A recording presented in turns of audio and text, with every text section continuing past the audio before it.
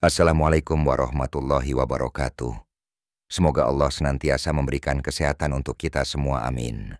Masih bersama kami di channel Lensa Misteri. Jangan lupa dukung channel kami dengan like, subscribe, dan nyalakan notifikasinya. Di sebuah desa kecil bernama Kedung Jati, di sudut pasar yang mulai sepi saat sore menjelang malam, berdirilah sebuah warung sederhana beratapkan seng dan berdinding kayu. Plang lusuh bertuliskan bakso Pak Johar menggantung miring di atas pintu masuk. Sebagian hurufnya bahkan mulai memudar termakan waktu. Pak Johar, pria parubaya berusia 53 tahun, duduk di bangku kayu panjang sambil menyeka peluh dari keningnya. Tubuhnya kurus, kulitnya legam terbakar matahari, dan sorot matanya menyimpan lelah yang dalam. Di hadapannya, sebuah panci besar berisi kuah bakso masih mengepul. Namun tak satu pun pelanggan datang sejak siang tadi. Sejak pagi, hanya 2 mangkuk bakso yang laku. Satu dibeli oleh bocah sekolah yang membayar dengan receh, dan satu lagi oleh tukang ojek yang tampaknya lebih iba daripada lapar. "Hanya segini, Jo. Kalau aku banyak duit, aku pesan 2, kata tukang ojek itu sambil tersenyum kecut. Pak Johar hanya mengangguk lalu menunduk dalam diam. Ia terlalu lelah untuk sekadar berbasa-basi. Warung itu dulunya cukup ramai. 5 tahun lalu, sebelum minimarket menjamur dan penjual makanan cepat saji mulai masuk ke desa, bakso Pak Johar pernah punya pelanggan tetap, anak sekolah, pegawai kelurahan, hingga warga dari kampung sebelah. Tapi kini, semuanya berubah. Orang-orang lebih memilih makanan instan, tempat makan yang ber-AC, atau delivery yang lebih praktis. Sementara warungnya yang tua dan seadanya semakin tertinggal zaman. "Pak, sampean mau sampai kapan begini?" Suara lembut namun getir terdengar dari balik dapur. Itu suara Sumi, istrinya. Wanita seumuran Pak Johar yang kini tampak jauh lebih tua dari usianya. Garis keriput di wajahnya sudah seperti guratan penderitaan yang tak kunjung usai. Tangan Sumi sibuk mencuci gelas, meskipun tak ada gelas kotor, hanya agar ia tidak hanya berdiri diam mengeluh. Warung ini makin hari makin rugi. Bahan bakso mahal, gas naik, listrik telat dibayar lagi. Lanjutnya, Pak Johar diam saja. Ia tahu semua itu. Ia bahkan sudah mengurangi porsi daging sapi dalam adonan baksonya, menggantinya sedikit dengan tepung dan bumbu tambahan. Tapi itu justru membuat rasanya kurang mantap, dan orang-orang semakin enggan membeli. Sumi meletakkan gelas dengan keras, membuat dentingannya menggema. "Apa kita nunggu warung ini bangkrut total baru berhenti?" Pak Johar memejamkan matanya sebentar, menarik napas panjang. "Aku cuman gak mau nyerah, Mi. Ini satu-satunya yang aku bisa." "Ya terus kalau tiap hari malah nombok, itu namanya bukan usaha, Pak. Itu bunuh diri pelan-pelan," balas Sumi dengan nada lelah. Ia tak bermaksud menyakiti perasaan suaminya, tapi melihat dapur mereka semakin kosong, beras tinggal 2 cupa, utang di warung kelontong sebelah menggunung, dan anak mereka yang di perantauan mulai jarang mengirim kabar karena malu tak bisa bantu. Semuanya terasa makin menyesakan. Hari itu pun berakhir tanpa pelanggan tambahan.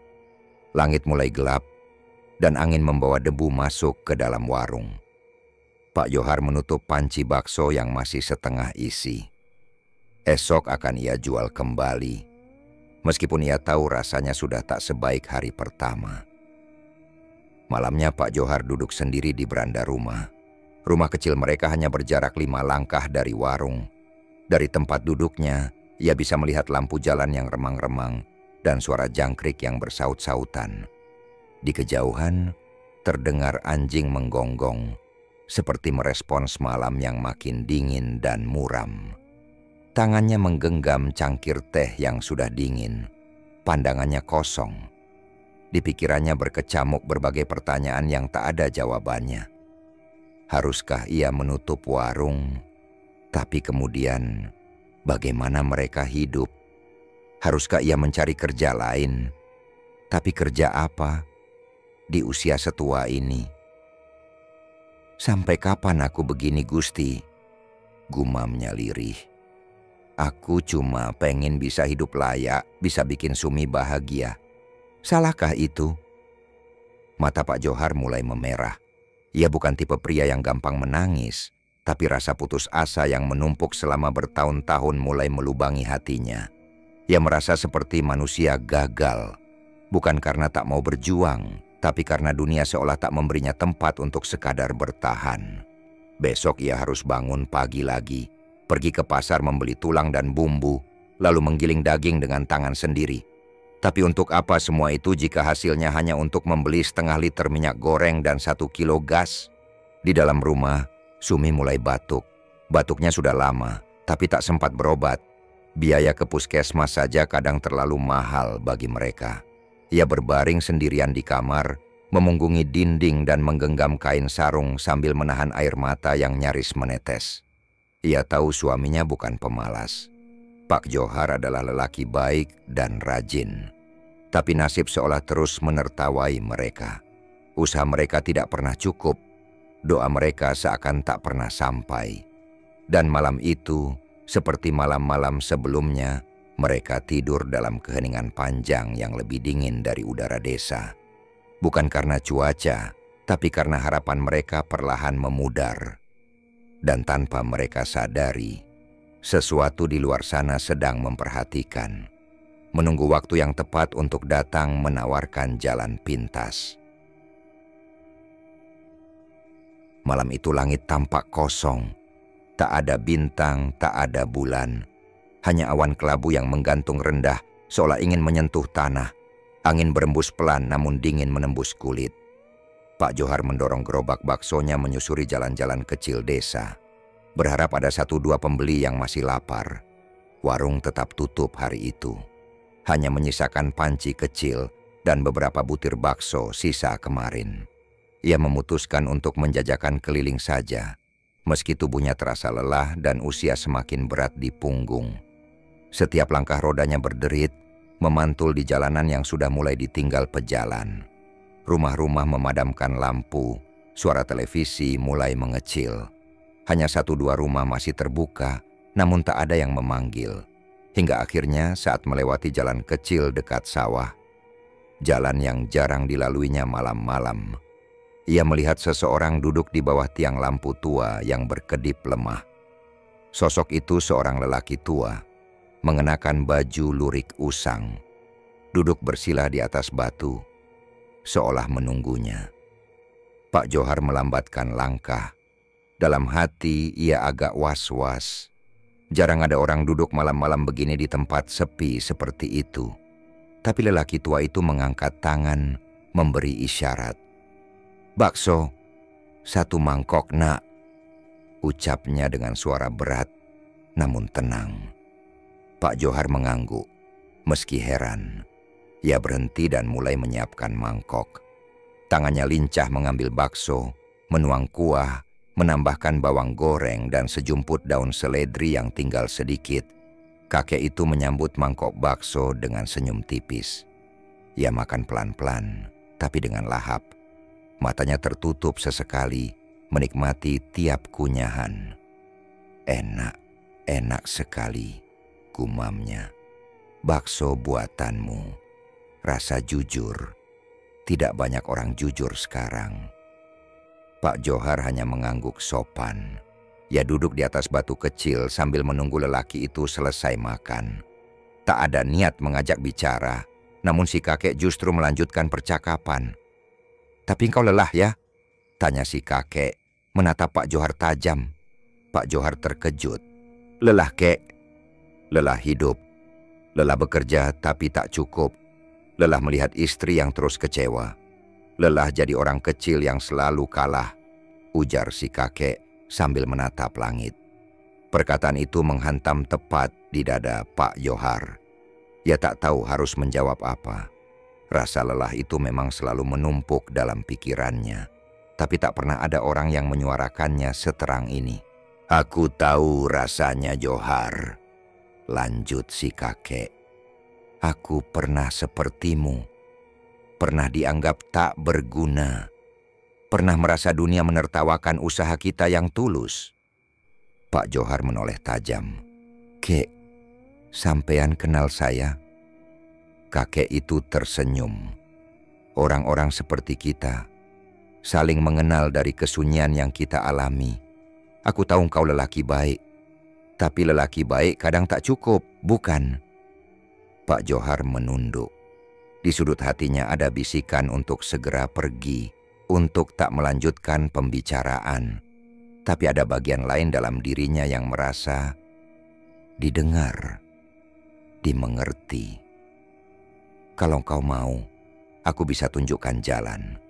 Jalan agar warungmu ramai, daganganmu laris, istrimu bahagia. Kau tak lagi lelah tiap malam mendorong gerobak keliling seperti ini. Pak Johar mendongak, menatapnya penuh curiga. Sampean maksudnya pesugihan, jawab si kakek pelan, nyaris seperti bisikan. Tapi bukan sembarangan. Ini yang kuno, yang lama, yang dijaga makhluk gaib sejak zaman leluhur. Pak Johar merinding. Kata itu sudah sering ia dengar. Dari cerita tetangga, dari desas-desus pasar. Tapi selama ini ia selalu menjauh dari hal semacam itu. Ia masih percaya Tuhan, masih percaya rezeki bisa dicari dengan jujur. Tapi malam itu, kata-kata si kakek seperti racun manis yang perlahan menyusup ke benaknya. Di ujung desa, lanjut si kakek sambil menunjuk arah selatan, ada pohon besar. Orang sini menyebutnya waringin buta. Sudah puluhan tahun tak ada yang berani mendekat.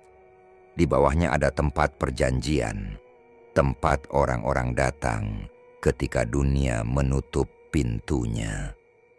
Pak Johar diam. Bawalah sesajen sederhana, kembang 7 rupa, kemenyan, nasi putih, dan 1 lembar kain putih. Duduklah di bawah pohon saat tengah malam. Ucapkan permohonanmu. Mereka akan mendengarkan. Dan apa bayarannya? Tanya Pak Johar perlahan. Kakek itu menatapnya dalam. Mata tuanya seperti kolam yang menyimpan banyak kematian. Tumbal, jawabnya tegas. 1 nyawa manusia setiap bulan. Itu harga kekayaan yang tak pernah habis. Pak Johar merasa tengkuknya dingin. Kata-kata itu menggema seperti lonceng kematian. Kau tak harus jawab sekarang, lanjut si kakek sambil bangkit.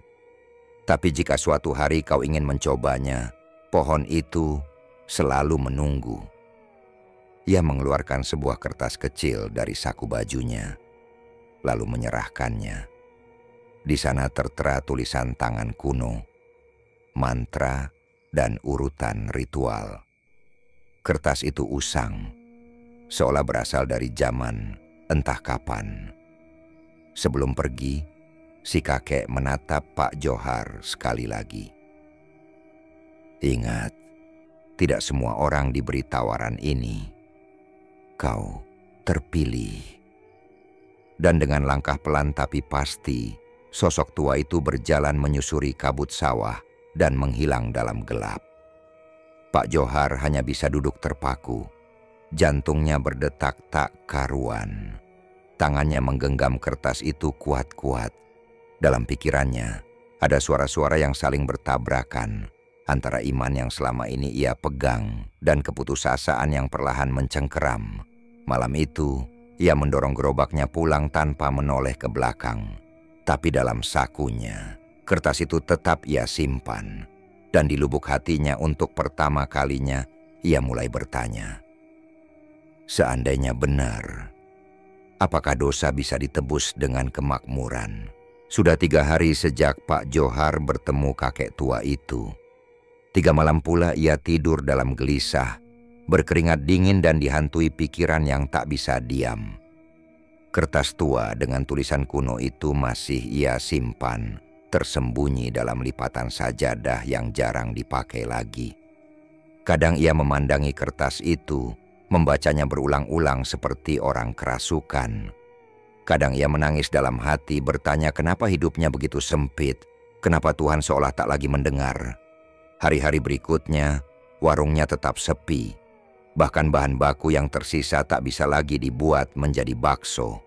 Gas habis, uang habis, dan hutang di warung kelontong semakin tebal. Sumi pun makin diam. Sudah tak ada teguran, hanya sorot mata pasrah yang entah kenapa lebih menyakitkan bagi Pak Johar. Pada malam keempat, ketika desa mulai hening dan hanya suara kodok bersahut di kejauhan, Pak Johar berdiri di depan rumahnya. Di tangannya, ia membawa bungkusan kecil berisi kembang 7 rupa, nasi putih, kain mori putih, dan kemenyan. Semua ia beli dengan uang terakhir yang ia sisakan dari hasil menggadaikan cincin kawin Sumi. Ia tidak bilang pada istrinya. Ia hanya mengatakan ingin berdoa di makam orang tuanya. Langkahnya berat, tapi tekadnya tak bisa ditahan lagi. Ia mengikuti petunjuk dari si kakek, menyusuri jalan setapak menuju ujung selatan desa, melewati kebun bambu dan parit kecil yang memisahkan dunia terang dan gelap. Di sana berdiri Puono. Pohon waringin raksasa, menjulang seperti raja hutan. Batangnya sebesar 5 pelukan orang dewasa, akar-akar melingkar seperti ular, dan ranting-rantingnya menggantung seperti rambut tua. Tak ada suara di sekitar, bahkan jangkrik pun seolah tak berani bernyanyi. Pak Johar berdiri di depan pohon itu. Tubuhnya menggigil. Bukan hanya karena udara malam yang dingin, tapi karena jiwanya sendiri bergetar. Ia menggelar kain mori putih di tanah, meletakkan bunga di atasnya, menaruh nasi dalam tempurung kelapa, dan menyalakan kemenyan. Asap mulai mengepul, menari di udara seperti roh yang bangkit. Lalu ia duduk bersila, matanya terpejam. Mulutnya membaca kalimat demi kalimat yang tertulis di kertas tua itu. Kalimat dalam bahasa Jawa kuno yang tak sepenuhnya ia pahami, tapi setiap katanya seperti membuka pintu di balik kenyataan. Aku, Johar bin Karman, dengan niat sejati, memohon agar rezekiku dilimpahkan, agar daganganku laris, agar hidupku sejahtera. Asap kemenyan semakin tebal, angin mulai berputar, suara hening berubah jadi desau aneh, seperti bisikan ribuan nyamuk di telinga. Pak Johar merinding. Sebagai gantinya, aku rela memberi tumbal 1 nyawa manusia setiap bulan hingga ajal menjemputku. Tiba-tiba tanah di bawah pohon bergetar pelan. Daun-daun merontok, dan dari balik kegelapan di antara akar-akar raksasa itu muncul sosok. Makhluk itu tinggi dan kurus. Seluruh tubuhnya diselimuti kabut hitam pekat. Wajahnya samar, tapi 2 mata merah menyala menatap Pak Johar dengan tajam. Matanya bukan seperti milik manusia, lebih mirip bara api yang menyala di kegelapan abadi. Sosok itu tak bicara, tapi suaranya muncul langsung di dalam kepala Pak Johar dalam bisikan bergema yang membuat perut mual. Kau memanggilku, dan aku mendengarkan. Pak Johar hampir ingin lari, tapi tubuhnya kaku, seperti ditahan oleh kekuatan tak terlihat. Ia menunduk, gemetar. Tumbal pertama sebelum bulan gelap. 1 jiwa, 1 kesetiaan. Jika kau melanggar, darahmu sendiri akan kutagih. Makhluk itu melayang sedikit dari tanah. Tubuhnya seperti asap yang menebal. Aroma busuk darah dan bunga busuk memenuhi udara. Pak Johar ingin muntah, tapi ia menahan. Terimalah tanda ini sebagai segel perjanjian. Makhluk itu mengulurkan tangannya, panjang kurus, dengan kuku runcing berwarna hitam legam. Di tangannya muncul manik-manik hitam, kecil seperti biji arang. Ia menjatuhkannya ke tangan Pak Johar. Begitu menyentuh kulitnya, manik itu membakar. Tapi bukan luka fisik. Yang terbakar adalah sesuatu di dalam, harga dirinya, moralnya, jiwanya. Sosok itu perlahan mundur, menyatu kembali dengan kegelapan pohon waringin.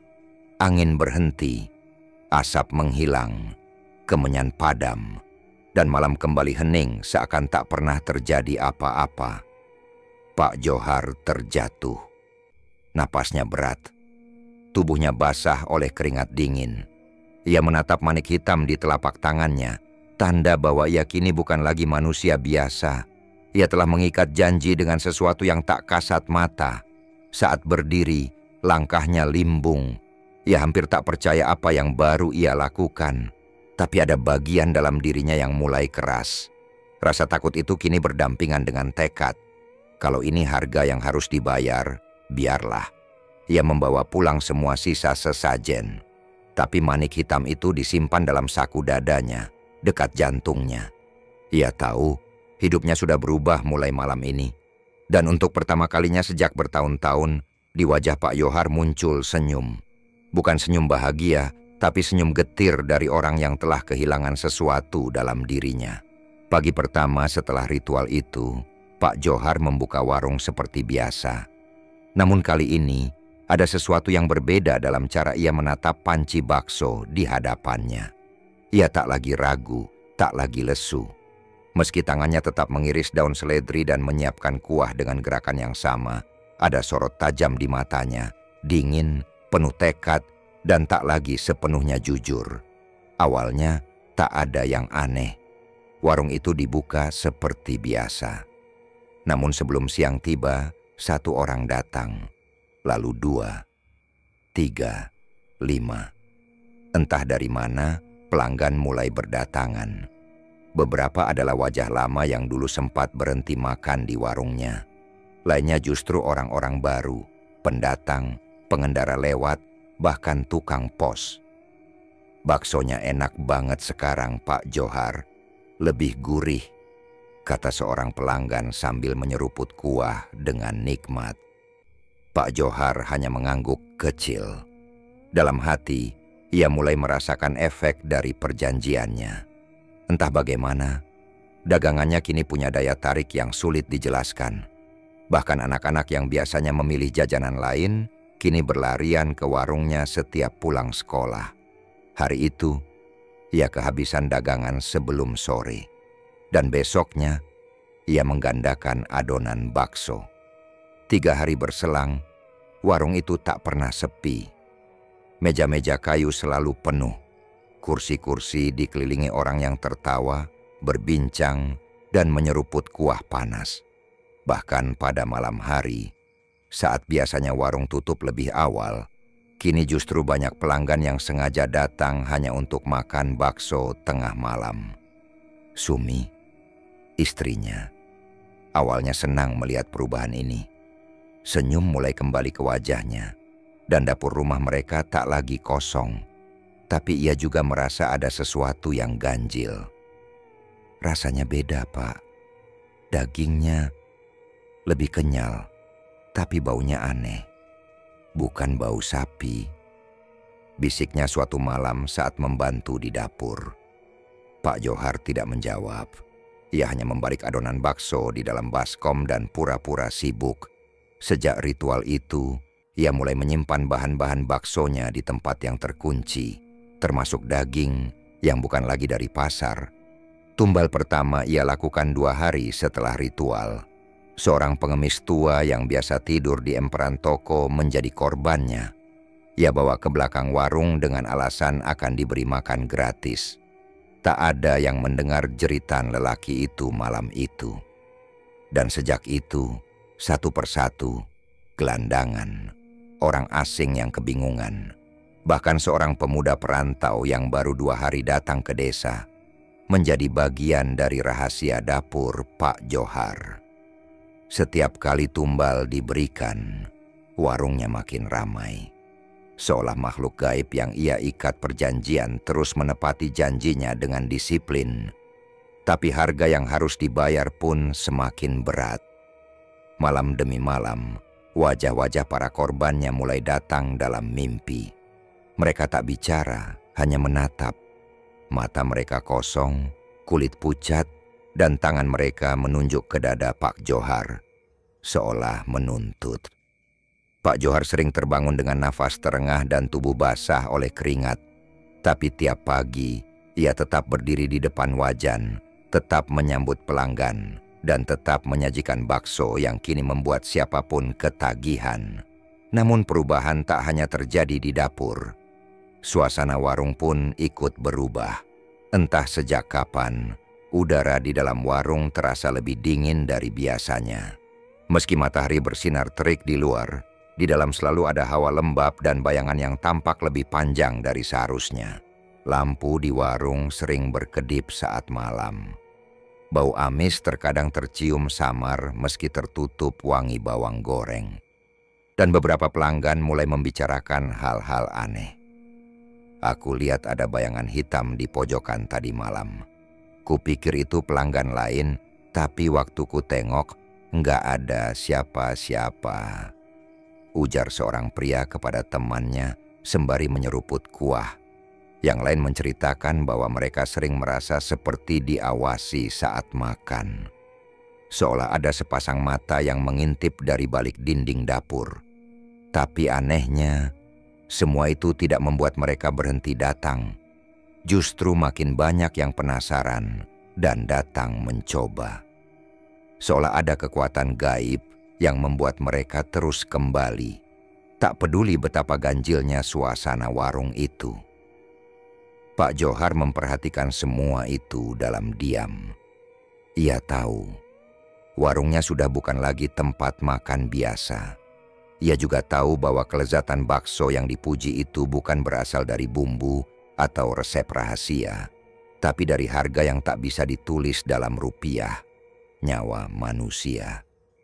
Ia mulai jarang bicara.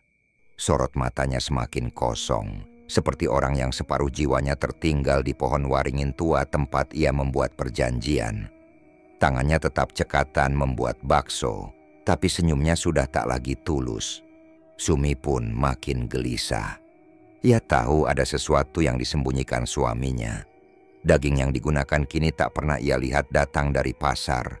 Pak Johar selalu mengurus sendiri belanja dapur dan tak pernah membiarkan siapapun masuk ke ruang belakang. Suatu malam, ia mencoba mengintip. Tapi suara bentakan Pak Johar membuatnya mundur ketakutan. Jangan pernah buka pintu itu, Mi. Jangan, demi keselamatanmu. Dan malam itu, Sumi hanya bisa menangis di dapur, memeluk dirinya sendiri, dan berdoa. Meskipun entah apakah doanya masih cukup kuat untuk menembus kabut kegelapan yang mulai menyelimuti rumah mereka. Sementara di warung, pelanggan masih datang. Mereka tertawa, berbincang, menyuap bakso dengan lahap.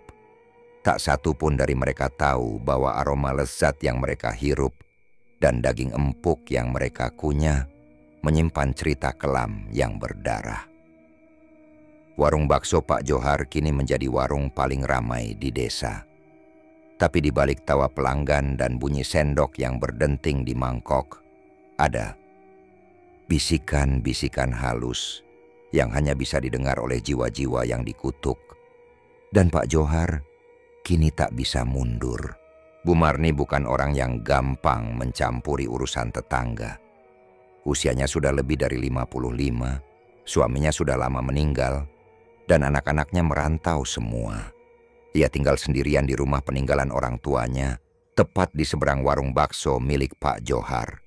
Setiap pagi, ia duduk di kursi bambu di teras, menyapu halaman, lalu menanak nasi. Kegiatan yang itu-itu saja, sederhana, tapi cukup mengisi waktunya. Namun belakangan, rutinitasnya mulai terganggu oleh sesuatu yang tak bisa ia abaikan. Bau amis, bau besi tua bercampur daging mentah. Bau itu datang hampir setiap malam sejak 2 pekan terakhir. Muncul samar di udara, terkadang hanya beberapa detik, tapi cukup kuat untuk membuat perutnya mual. Awalnya Bu Marni kira itu dari dapur warung Pak Johar. Tapi bukankah biasanya bau makanan itu wangi? Ini lain. Ada aroma busuk yang seolah datang dari dalam tanah. Dan bukan hanya itu, ia juga mulai memperhatikan sesuatu yang lebih mencurigakan. 2 minggu lalu, seorang lelaki muda yang katanya sedang mencari pekerjaan numpang tidur di masjid. Bu Marni sempat memberinya air minum, namun keesokan harinya, lelaki itu menghilang. Tak ada yang melihat kemana ia pergi. Polisi desa bilang mungkin ia pindah ke kota. Tapi Bu Marni merasa lain.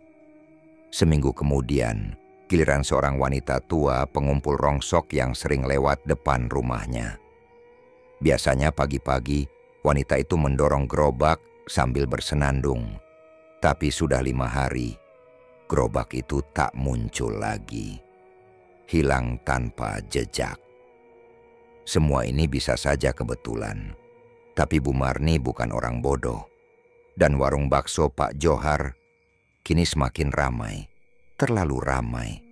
Bahkan malam-malam pun masih dipadati pembeli, seperti warung makan di kota. Tapi yang paling mengganggunya adalah suara aneh dari dapur warung itu. Suara seperti air menetes bercampur erangan. Kadang seperti benda diseret, kadang seperti suara orang menangis teredam. Itulah yang membuat Bu Marni mengambil keputusan. Mengintai. Malam itu, saat jarum jam menunjukkan pukul 1 dini hari dan desa telah benar-benar sunyi, Bu Marni membuka jendela kamarnya perlahan. Angin malam masuk menggigit kulit, membawa serta aroma kabut dan sesuatu yang membuat tengkuknya dingin.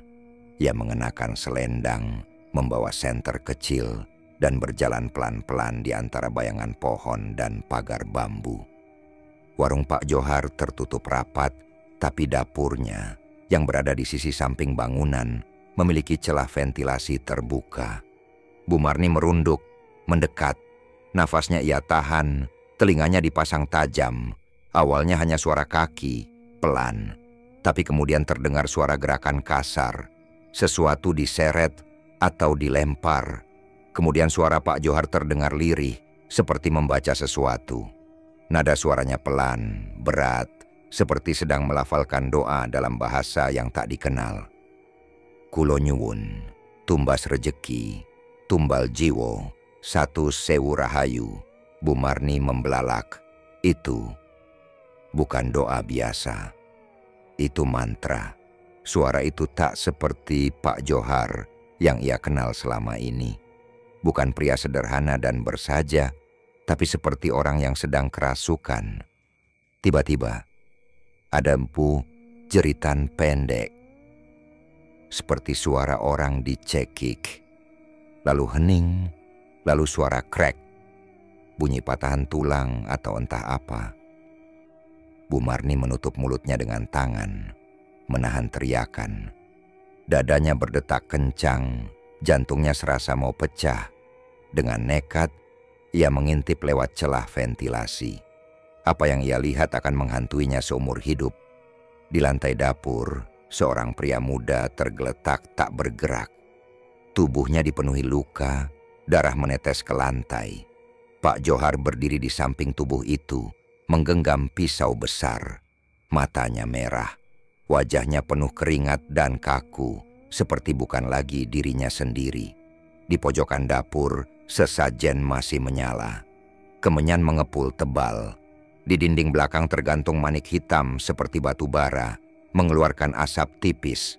Dan Bu Marni bersumpah melihatnya. Ada bayangan besar berwujud hitam, berdiri di belakang Pak Johar. Tubuhnya tinggi, matanya merah menyala, kuku-kukunya panjang seperti cakar binatang. Tapi tak semua orang bisa melihatnya. Bayangan itu seperti hanya bisa dilihat oleh mata yang terbuka. Makhluk itu membungkuk ke arah tubuh korban, lalu tua menghilang ke dalam lantai, seolah tertelan bumi. Pak Johar terduduk, tubuhnya gemetar, tapi ia tidak menangis. Ia tidak menyesal. Ia hanya menunduk, menerima semuanya. Bu Marni mundur pelan-pelan, tapi kakinya menyenggol pot kecil di bawah jendela, dan benda itu jatuh, menggelinding dengan bunyi plek. Pak Johar menoleh. Bu Marni tak sempat berpikir. Ia langsung berlari pulang secepat-cepatnya. Jantungnya berdetak seperti genderang perang. Nafasnya sesak, matanya panas, dan pikirannya kacau. Begitu tiba di rumah, ia menutup semua pintu dan jendela, lalu bersujud. Air matanya tumpah deras. Ia tak pernah menyangka bahwa tetangga yang selama ini dikenal baik hati, sopan, dan sederhana, kini telah berubah menjadi sesuatu yang menakutkan dan berlumur darah.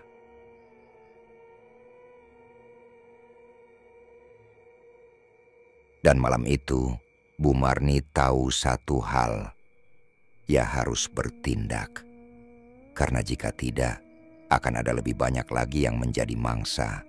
Dan siapa tahu, bisa jadi dirinya yang berikutnya. Malam itu, langit desa Kedung Jati tak sepenuhnya gelap.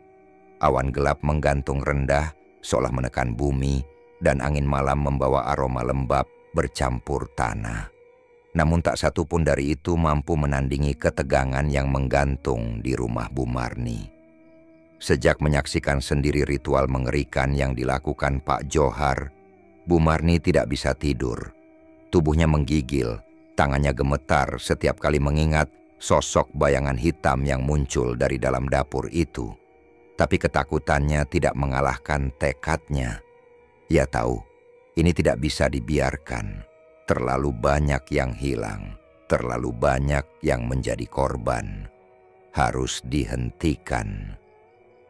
Malam ini juga, segera setelah waktu Isya, Bu Marni berjalan cepat ke rumah Pak RW, kemudian ke rumah ketua pemuda dan beberapa tokoh desa lainnya.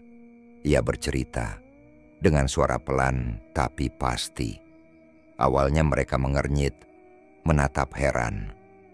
Tapi begitu Bu Marni menyebutkan nama-nama warga yang menghilang dan detil-detil yang hanya bisa diketahui oleh seseorang yang melihat langsung, keraguan berubah menjadi amarah. Ini sudah terlalu gila, gumam Pak RD dengan wajah tegang. Besok pagi kita lapor polisi, kata salah satu pemuda. Terlambat kalau besok. Siapa tahu malam ini ada korban baru, potong Bu Marni tegas. Dan keputusan pun dibuat. Malam itu juga belasan warga, laki-laki dan perempuan, berkumpul. Sebagian membawa senter, sebagian lagi membawa kayu atau alat seadanya. Mereka menyusup pelan ke arah warung bakso Pak Johar, menunggu hingga waktu hampir tengah malam saat suasana benar-benar sepi. Di dalam warung, Pak Johar sedang duduk di lantai dapur, menyiapkan adonan bakso seperti biasa. Tapi malam ini berbeda. Tumbal yang ia incar, gagal ia tangkap. Seorang pemuda yang ia buntuti di dekat sungai tadi sore justru kabur karena curiga. Dan sekarang ia merasa gelisah. Keringat mengalir deras di pelipisnya. Manik hitam yang tergantung di dinding dapur mengeluarkan asap tipis, pertanda bahwa perjanjian sedang menagih bayarannya. Sudah hampir malam bulan gelap, tenggat waktu pemberian tumbal. Tiba-tiba, suara langkah kaki terdengar dari luar. Tidak satu, banyak. Disusul suara pintu depan digedor keras. Duk! Duk! Duk! Johar, buka pintu sekarang juga, teriak seseorang dari luar. Pak Johar panik. Ia bangkit tergesa. Dari celah jendela, ia melihat puluhan warga membawa obor dan kayu. Wajah-wajah mereka penuh murka dan ketegangan. Ia mundur pelan, Tubuhnya gemetar. Ini bukan lagi mimpi buruk. Ini kenyataan. Brak. Pintu didobrak paksa. Beberapa pemuda masuk duluan, disusul Pak RW dan Bu Marni. Mereka tak buang waktu, langsung menuju dapur, tempat paling mencurigakan dari warung itu. Dan di sanalah semua terkuak. Lantai dapur kotor dan licin, bercampur darah yang belum sempat dibersihkan. Di pojok ruangan, tergeletak karung besar yang ketika dibuka, mengeluarkan aroma busuk menyengat.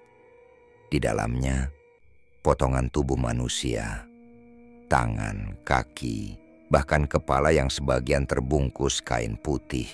Seorang warga muntah di tempat, yang lain menjerit histeris. Di atas meja, pisau besar masih meneteskan darah. Baskom-baskom besar berisi adonan daging belum tercampur, menyembunyikan potongan kecil yang tak bisa dibedakan, apakah itu urat sapi atau sesuatu yang jauh lebih mengerikan. Ya Allah, astagfirullah, seru Bu Marni sambil menutup mulutnya. Pak Johar mundur ke sudut ruangan, wajahnya pucat, tubuhnya lemas. Tak ada kata yang keluar dari mulutnya. Ia tahu semua sudah selesai. Ia tertangkap basah, tak bisa menyangkal, tak bisa melarikan diri dari kebusukan yang ia sembunyikan selama ini.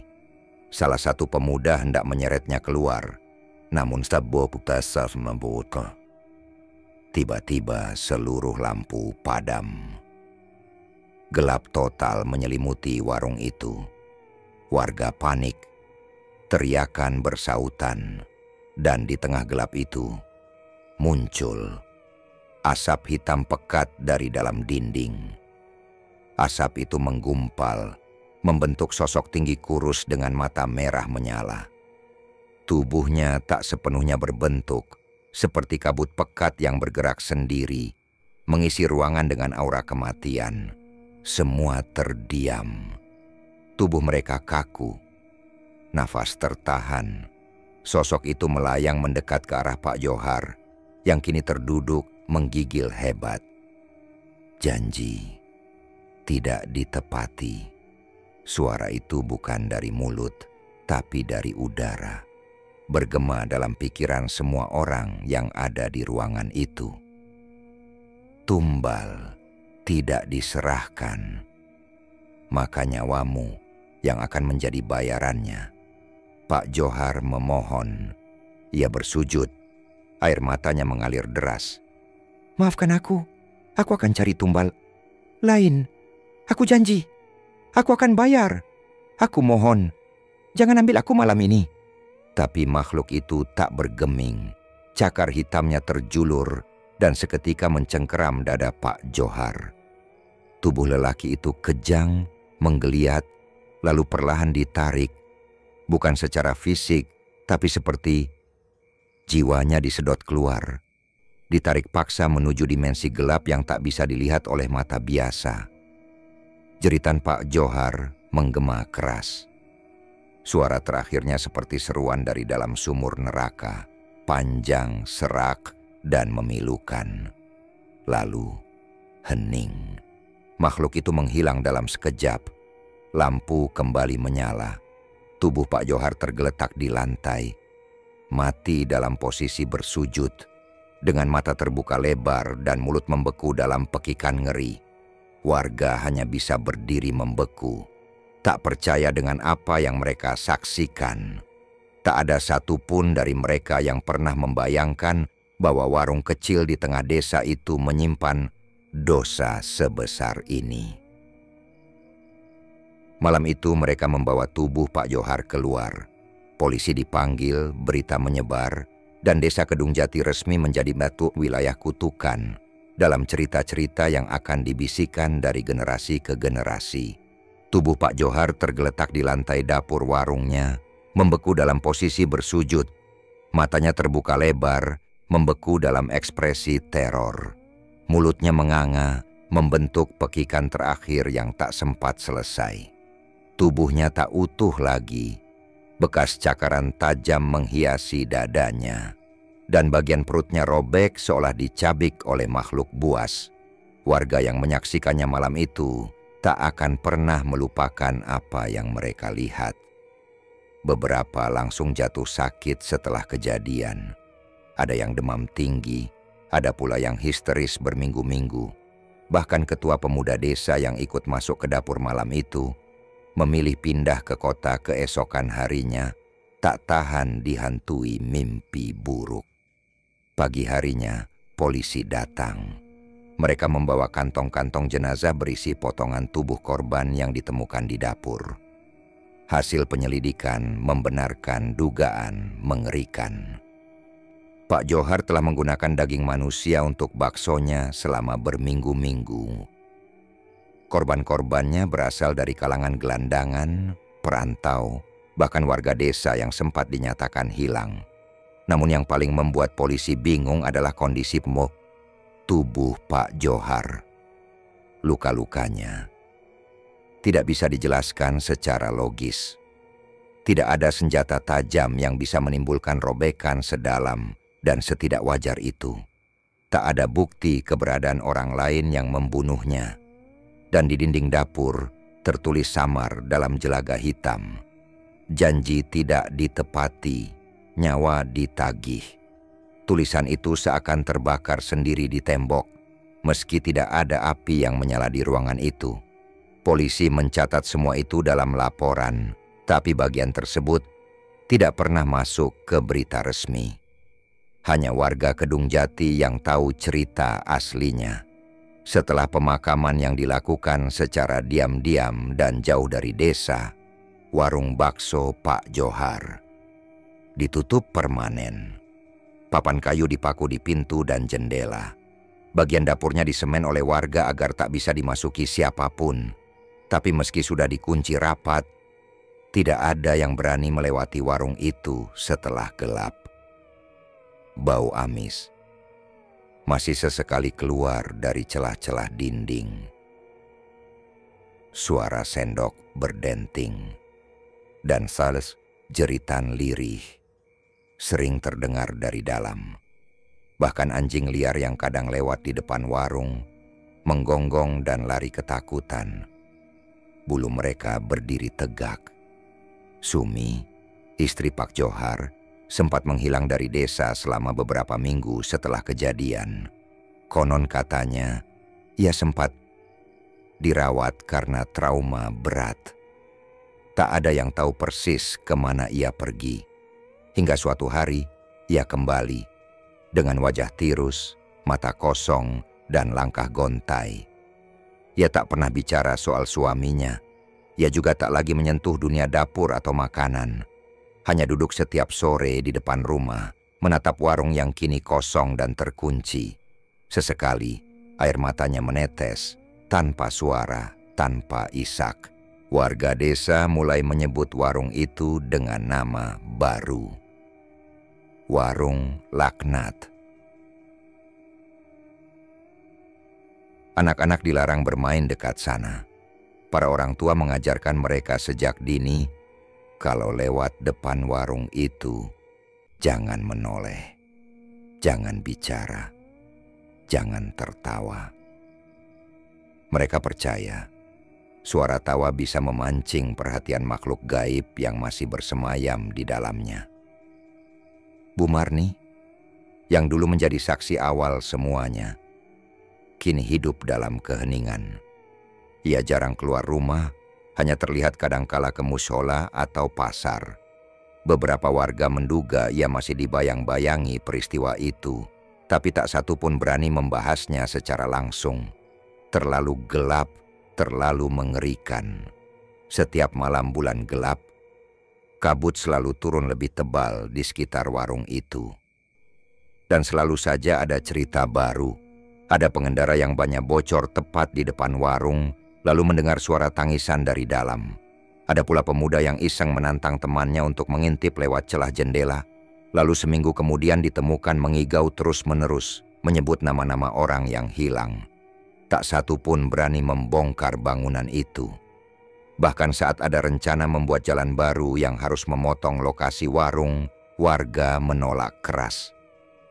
Kita biarkan saja tempat itu tetap berdiri. kata Pak RW saat musyawarah desa.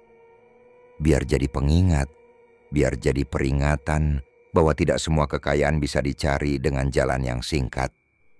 Dan begitu waktu berjalan, kisah Pak Johar dan warung baksonya menjadi legenda kelam. Setiap kali musim hujan datang dan kabut turun lebih cepat dari biasanya, para orang tua di desa Kedung Jati akan duduk mengelilingi anak-anak mereka dan berbisik pelan. Dulu, di tempat itu, ada seorang penjual bakso yang membuat perjanjian dengan makhluk gaib. Dagangannya laris, tapi harganya adalah nyawa manusia, termasuk nyawanya sendiri. Jangan pernah tergoda oleh jalan pintas, karena jika kau menginginkan kekayaan lewat jalur setan, maka setan sendiri yang akan datang menagih. Warung itu masih berdiri sampai hari ini. Cat dindingnya telah mengelupas, atapnya mulai bocor, dan tanaman liar menjalar dari sela-sela batu bata. Tapi, pintu-pintunya tetap tertutup rapat. Tidak ada yang berani membuka, tidak ada yang berani masuk, dan di malam-malam tertentu, jika kau cukup nekat berdiri di depan warung itu, diam dan tutup matamu, kau bisa mencium bau kemenyan terbakar. Kau bisa mendengar suara pisau di papan potong. Dan jika terlalu lama berdiri, kau mungkin akan mendengar suara Pak Johar berbisik dari balik dinding, "Satu tumbal lagi, hanya satu tumbal lagi."